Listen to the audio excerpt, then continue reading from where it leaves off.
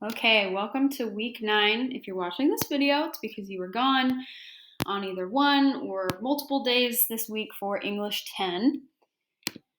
So we are kind of rounding the corner in terms of our argument and persuasion unit. We're getting closer to starting our final project, but we have a few more things to do this week to kind of prep us and review some information. So we have a lot going on. It looks overwhelming, but I promise you it'll be great. So we are starting something this week called a writing workshop. This is going to be similar to how I'm kind of breaking down our grammar lessons into different segments, different lessons that we just kind of take one step at a time. And this week we're going to start with looking at thesis statements and what that pertains in terms of the writing process. We're going to have some independent reading time.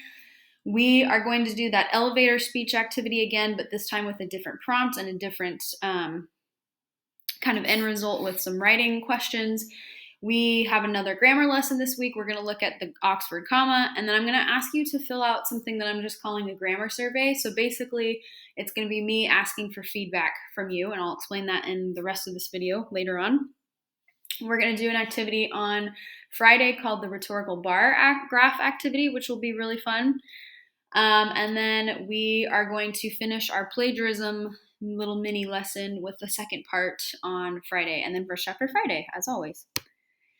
So your slides will look different than what you're going to see in this video because I always make my own copy of the slides and then I make your copy. With your copy that I make every week, I try to simplify it and not have too much information or too many slides that just kind of make it hard for you to understand what exactly you're supposed to be editing because of course it can get to be a lot.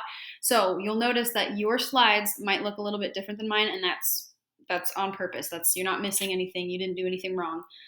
That's just normal. So this first section of our video and what we're going to be doing on Monday is going to be some notes because this is part of our writer's workshop. So if I were to ask you what are the parts of an essay, I would assume that you would probably automatically think about something like this, having an intro, a body, and a conclusion, and you would totally be right. Those are definitely parts to a essay, parts to writing kind of more academically. You have to have a beginning, a middle, and an end, essentially. If I were to ask you how many paragraphs should be in an essay, you might tell me 5. And I wouldn't be surprised if you would say that because we are often taught, especially specifically in middle school, that there is a 5-paragraph essay format, and that's like what you do when you write essays. But I might blow your mind a little bit. There's actually no such thing as a 5-paragraph essay in the real world with real writing because real writing can't be limited to just 5 paragraphs. It wasn't that your teachers in middle school taught you something that's not true or incorrect. It's just that they needed to give you kind of a stepping stone. They needed to give you a strategy and a tool to help you become more of a mature writer that you are now in high school. And so we're done with 5-paragraph essays. That's not a thing anymore. We don't do that because we're in high school now and we're going to learn how to become more mature, real life-like writers. So we're moving on from that idea. So this is going to be our writer's workshop number 1, writing a thesis statement. So what you're going to do in your slides, you should see this. You are going to take a look at this trailer, and I'm going to try to convince you that a movie trailer kind of does the same job as a thesis in writing. So you're going to watch this trailer and then you're going to answer these questions. You're going to tell me, what is the point of a movie trailer? Why do we watch them? So not necessarily this one specifically, but just in general. And then you're going to tell me with this one specifically, what are some details that you're noticing, the choices that the director is making to put this trailer together. So think about things like lighting and the scenes that they're showing, the music in the background, the narration and the dialogue, the speed, the tone, and the mood. So think about things that they would incorporate when making a movie. So you're going to watch this and then answer those questions.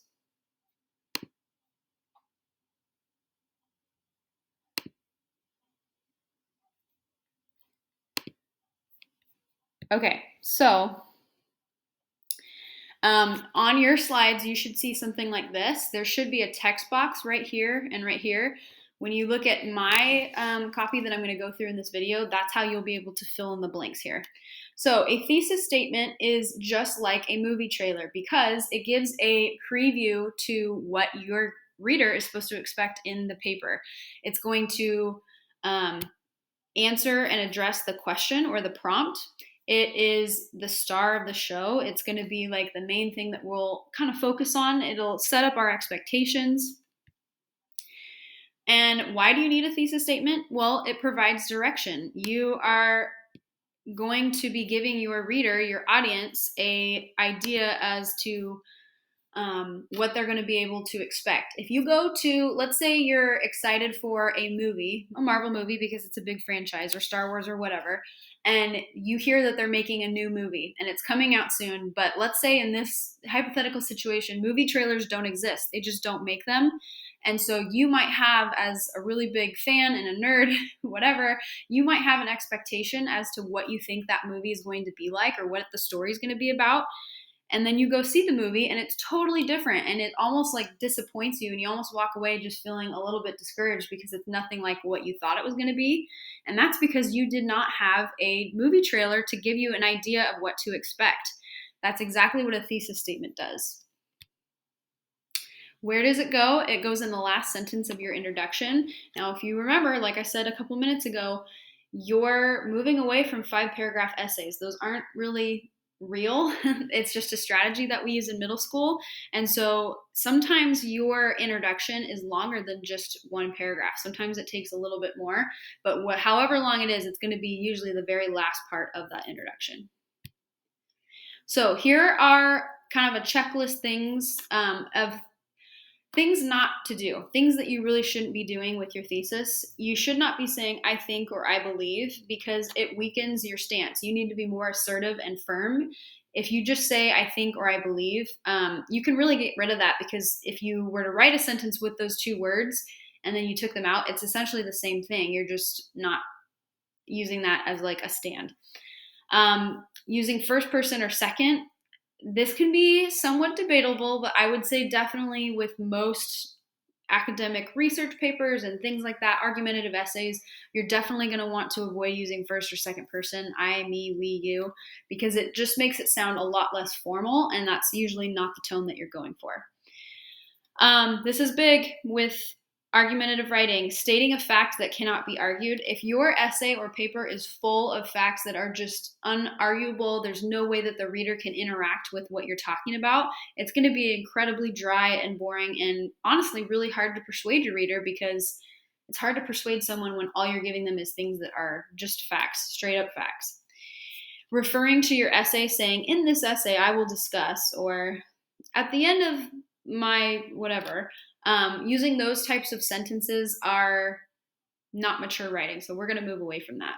And again, we want to avoid being too vague or too specific with our thesis. We need to really kind of hit that sweet spot in the middle where we're not giving away too much information, but we're also not being way too specific or way too vague. So it's really all about balance. And I know this seems overwhelming, but we're going to take it one step at a time. We're going to practice today. So here are some more notes. You can take a look at that. It's kind of what I just went over. So in the past, you were probably taught that your thesis is kind of formulaic. You just give your opinion and then you list reasons. Here's your opinion, and you say because reason 1, 2, and 3. And that works for what we did when we were in middle school. But like I said, we're moving on. We're more mature writers. So here's an idea of something that you might have seen or might have done back then. Romeo and Juliet feel lust rather than true love because of the time frame, pressures, and nature of the relationship. Reading literature is beneficial because it builds empathy, increases intelligence, and strengthens writing skills. Now, there's not necessarily anything wrong with that. It's just not the type of writing that we're trying to challenge ourselves to. So the whole thing with this writer's workshop I want you to understand is that once you understand the rules, just like with grammar, you can break those rules as long as you're doing it with a purpose and on purpose and for a purpose. So that's kind of the mindset that we're going to have as we approach this. So here's a way that we could take this old formulaic version of a thesis, something you might have written in middle school, and change it. We could say the extreme circumstance of Romeo and Juliet's relationship illustrate their tale is one of star-crossed lust rather than love. So what we're doing is, instead of being really specific and listing things, time frame, pressures, and nature, we're taking all of that and summarizing it with extreme circumstances. It's vague, but it's not too specific, and it gets our readers interested in, okay, what are those extreme circumstances that ultimately lead to this, the rest of our thesis. Here's another example. While no single book contains the secret key to a happier, successful life, evidence shows that reading literature can make you a better, smarter human being. So again, we're not locked into the list format, but you can craft a better sentence to say exactly what you mean. So here are some more examples. Take a look at the screen, and I want you to think for a second, which one is the better version of a thesis? They're both theses answering this. Or theses, I don't know. So the better one, the one we're trying to aim for, is something like this.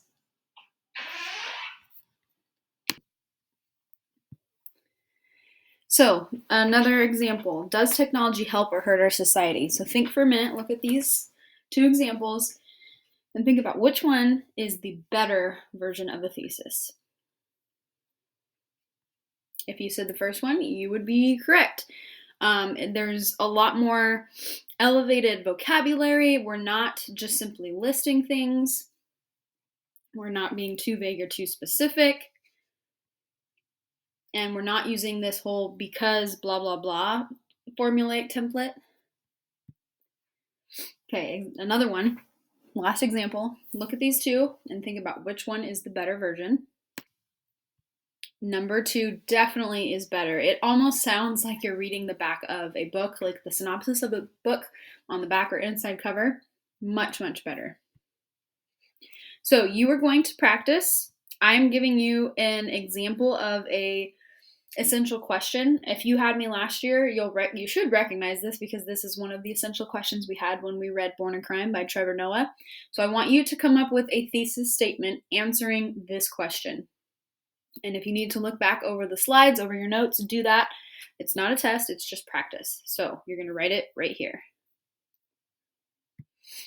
Another thing that might be helpful is looking at this editing checklist. So going through and asking yourselves these questions can make it really, really helpful to kind of make sure that you have done what you need to do to create an effective and mature writing of a thesis.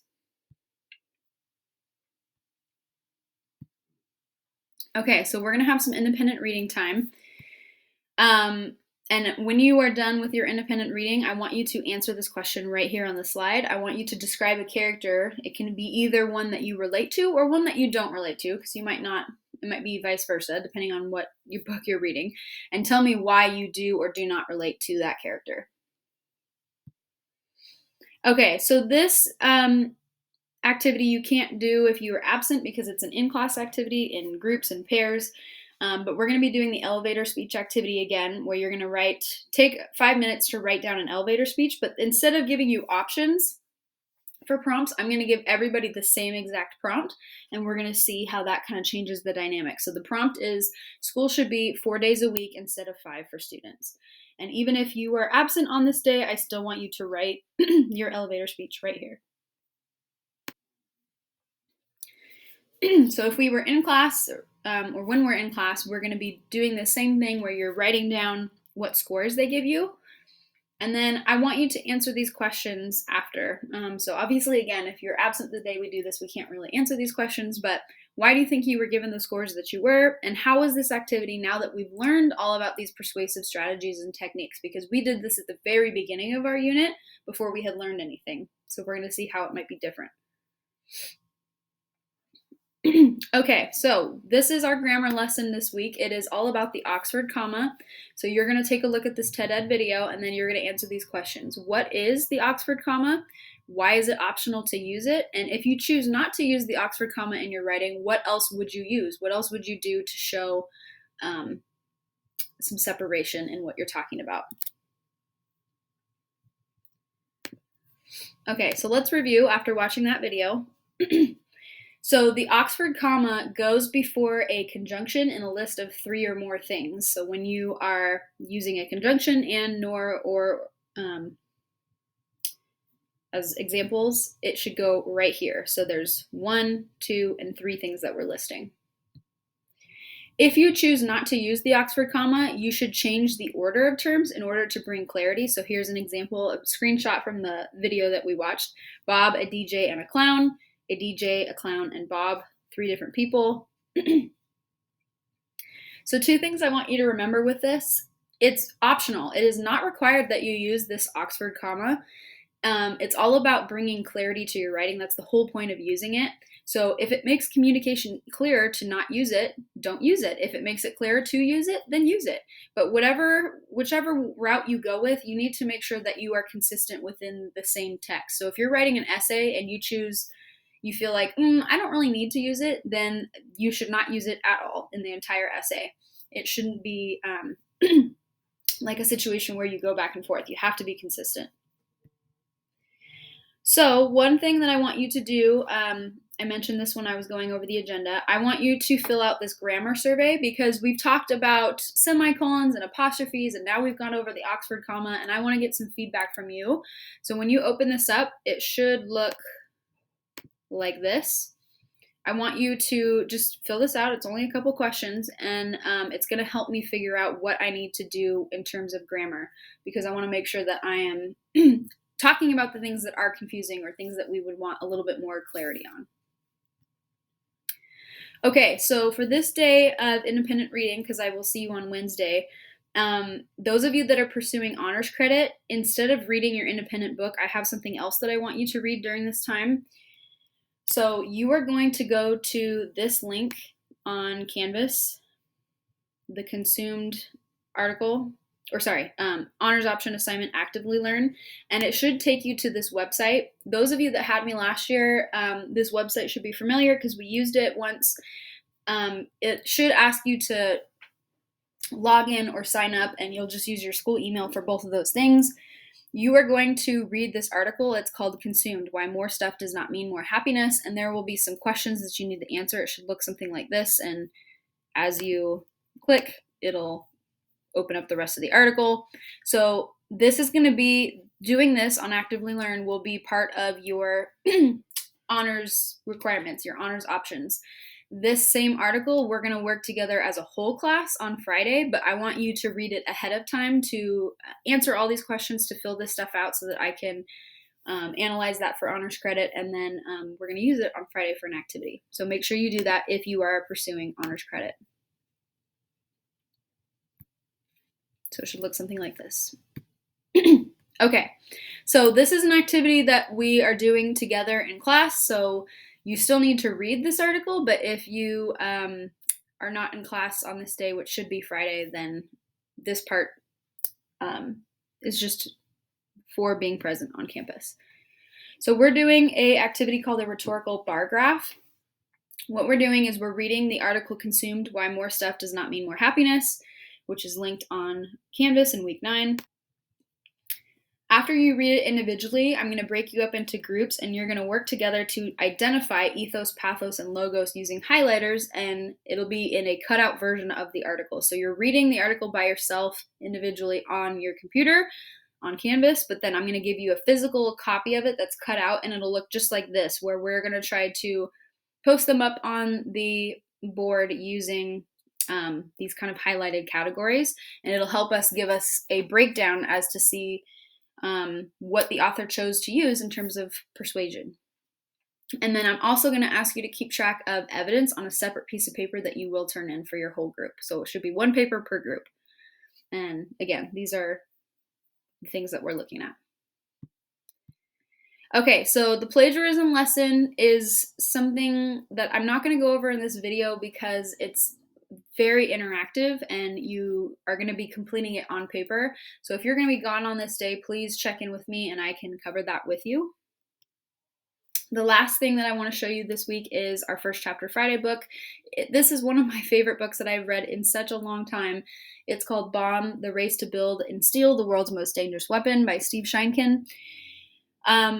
Similar to how I described Salt to the Sea, by Rita Sepetys. When you read this book, it feels like you're watching a movie because the writing is just so, so good. It's about the atomic bomb, so it's all based on true stories during World War II. It features different people during that time, historical figures, and it's really, really interesting. So these are some pictures that I took from inside the book. It gives you pictures of the people that they talk about. And the chapters are not, they're kind of short. They're not overwhelming, so it keeps that pace going really nicely. And I would say if you are a fan, if you are really interested in history, specifically World War II history, I absolutely recommend reading this book. It is so good. I have a copy if you want to borrow it, and the first chapter is linked right here. So that is week 9. If you have any questions, please let me know.